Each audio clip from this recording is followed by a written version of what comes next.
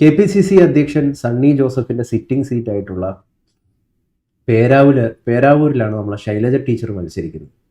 മട്ടന്നൂരിൽ 2021 കേരളത്തിലെ ഏറ്റവും വലിയ ഭൂരിപക്ഷം അവർക്ക് ലഭിക്കുകയുണ്ടായി.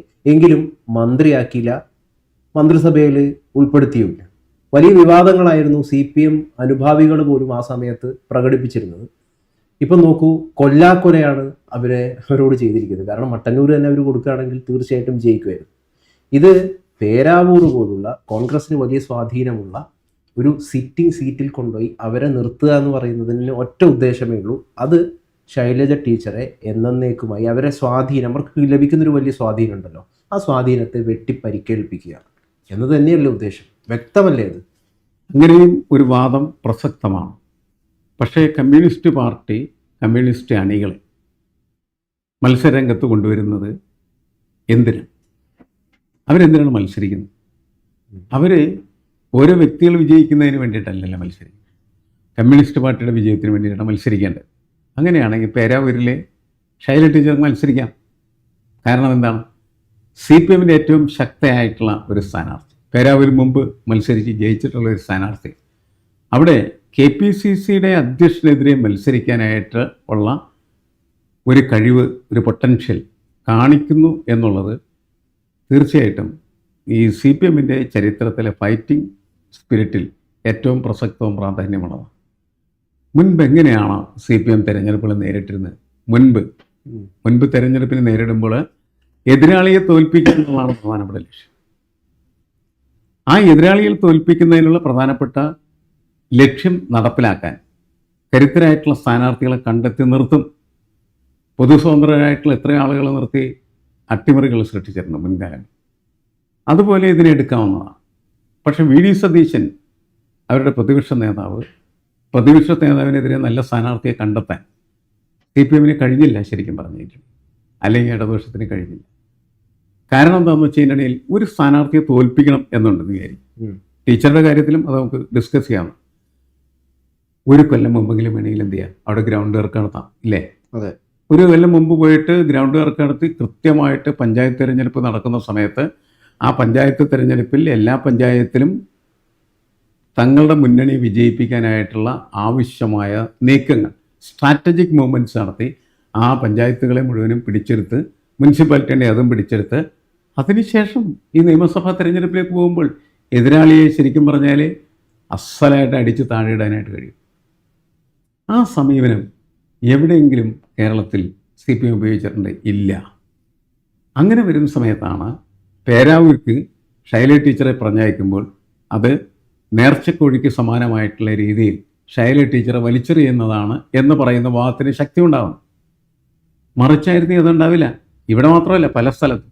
VD സതീശൻ മാത്രമല്ല, കോൺഗ്രസിൻ്റെ തോൽപ്പിക്കപ്പെടേണ്ടതായിട്ടുള്ള നേതാക്കൾ എന്ന് കണക്കാക്കപ്പെടുന്നതായിട്ടുള്ള എല്ലാ നേതാക്കൾക്കെതിരെ വളരെ കരുത്തരായിട്ടുള്ള സ്ഥാനാർത്ഥികളെ തന്നെ CPM നിർത്തുകയും അത് കാലയെക്കൂട്ടി നിർത്തുകയും ചെയ്യുക. 6 മാസം മുമ്പെങ്കിലും ചുരുങ്ങിയത് അവിടെ രാഷ്ട്രീയ പ്രവർത്തനം നടത്താനായിട്ടുള്ള സംവിധാനം ഈ നിൽക്കാൻ പോകുന്നതായിട്ടുള്ള സ്ഥാനാർത്ഥിക്ക് നൽകേണ്ടതാണ്.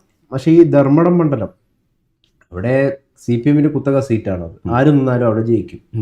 അപ്പം അങ്ങനെയാണെങ്കിൽ മുഖ്യമന്ത്രി പിണറായി വിജയനും ഇത് ബാധകമാകട്ടെ. അദ്ദേഹത്തിന് വേണമെങ്കിൽ കണ്ണൂർ നിർത്താമായിരുന്നില്ലേ? അല്ല, പിണറായി എന്തുകൊണ്ട് അത് ബാധകമാകുന്നു? പിണറായി വിജയനെ അങ്ങനെ മാറ്റി നിർത്തുന്നത് ശരിയല്ല. കാരണം എന്താണ്? Pinarayi is the captain.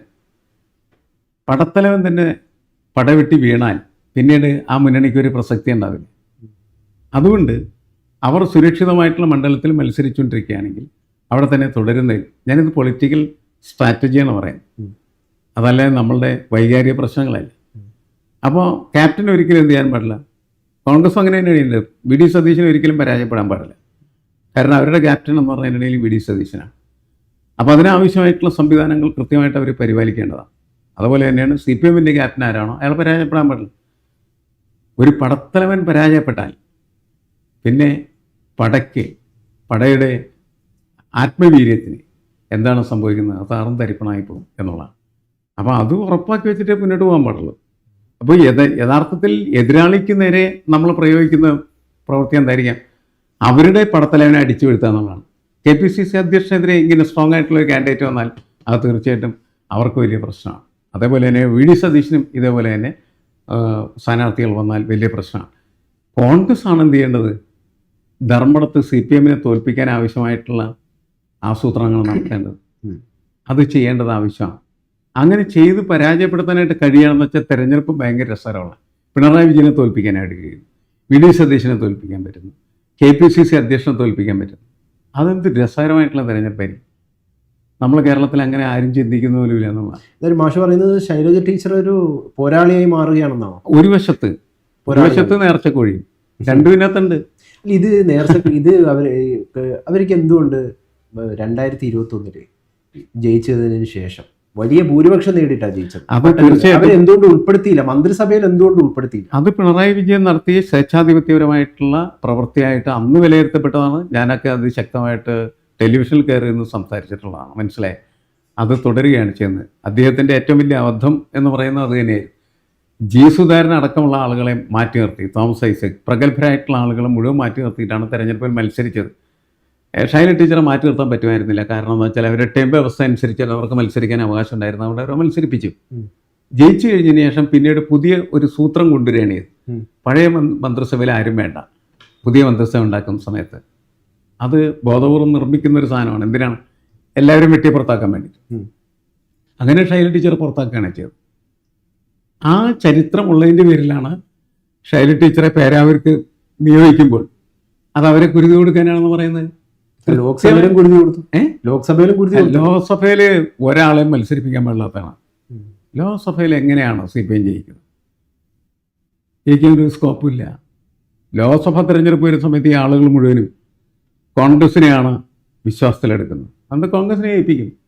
അവിടെയൊക്കെ നല്ല ചെറുപ്പക്കാരെ കാലത്ത് നിർത്തേണ്ട ആവശ്യമുള്ളൂ. പുതിയ കാഡേഴ്സിനെ വളർത്തിക്കൊണ്ടുവരാനായിട്ട് ആ തെരഞ്ഞെടുപ്പ് ഉപയോഗിക്കാമായിരുന്നു. തോറ്റുപോകും. ശൈലജ ടീച്ചറിനോട് തന്നെ നിങ്ങൾക്ക് അത്ര വലിയ ജനസ്വീകാര്യതയൊന്നും ഇല്ല എന്ന് ബോധ്യപ്പെടുത്താനാണോ ഇങ്ങനെ? അങ്ങനെ ബോധ്യപ്പെടുന്നത് എങ്ങനെയാണ്? മട്ടന്നൂർ അവർ ജയിച്ചത് 60,000 വോട്ടിൻ്റെ ഭൂരിപക്ഷത്തിനല്ലേ? അത് സ്വീകാര്യതയുടെ പുറത്തല്ലേ? അല്ലല്ലോ. വേറെ സ്വീകാര്യത പലർക്കും ബുദ്ധിമുട്ടുണ്ടാവും. കാരണം എന്ന് വെച്ചാൽ ക്യാപ്റ്റൻ ഇല്ലാത്തതായിട്ടുള്ള സ്വീകാര്യത ക്യാപ്റ്റൻ്റെ കീഴിലുള്ളതായിട്ടുള്ള ഒരു അംഗത്തിനുണ്ടെന്ന് പറഞ്ഞതിനിടയിൽ ക്യാപ്റ്റന് അസുഖം തുടങ്ങും.